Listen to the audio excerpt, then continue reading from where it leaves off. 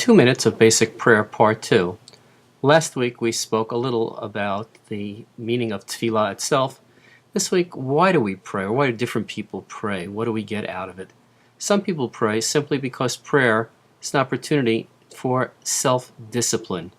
A routine of prayer, frequent, whether it's a couple of minutes in the morning or 3 times a day in the traditional Jewish world, gives structure and a commitment to our day.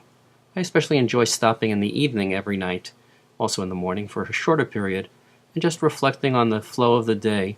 It gives us an opportunity to teach us to be mindful of our lives, to be reflective of our lives, and to focus our lives in the ways that we want to, and never to take life for granted. Many people pray as an opportunity to meditate. Being able to stop for a few minutes, to pause in our hectic lives, it really provides tremendous opportunity for cleansing and for healing. Just those couple of minutes, whether it's in the morning, the afternoon, and the evening, enable us and empower us to enjoy our daily tasks more with renewed energy and with more focus. Third reason many people pray is, as we talked about last week, prayer in Judaism is tefillah. It's an opportunity to reflect upon our values and how we're doing with our sacred tasks. And the prayer book becomes, in the Jewish tradition, a prism to evaluate our lives, to see our values in the text, and then to try to measure up to those values. So prayer, but through self-analysis, frequently, daily, becomes an opportunity to renew our passion for living richly and spiritually in this world. Fourth, some people pray simply to be together with their community. If you go to shul and you don't feel comfortable, you don't have friends, you probably are not too happy with the prayer experience.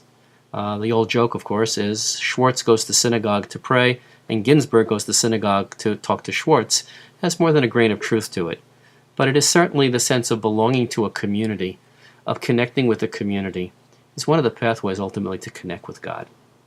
Fifth, prayer reestablishes and re-energizes within us a sense of wonder. Prayer makes us slow down, think about life, and to appreciate the incredible diversity, complexity, and amazing wondrousness of being alive in the world that God has created.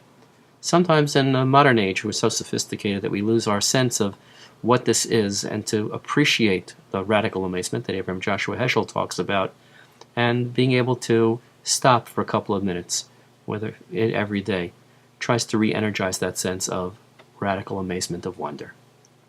Prayer, certainly in the Jewish context, is almost always study.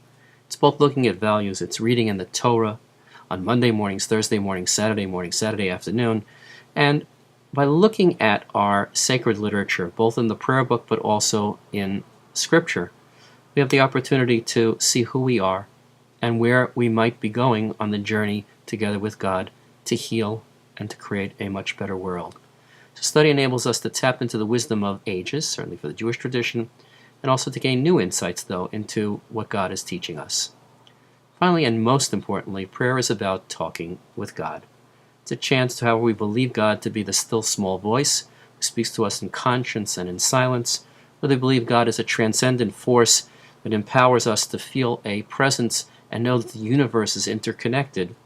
Prayer becomes, through our attempt to communicate with God, for God to communicate back to us, an opportunity to connect something more than ourselves, to realize that we are not alone in this universe. Prayer is a sacred pause to connect to the best within ourselves, to connect to our loved ones and friends, certainly to connect to community, but ultimately to connect with God.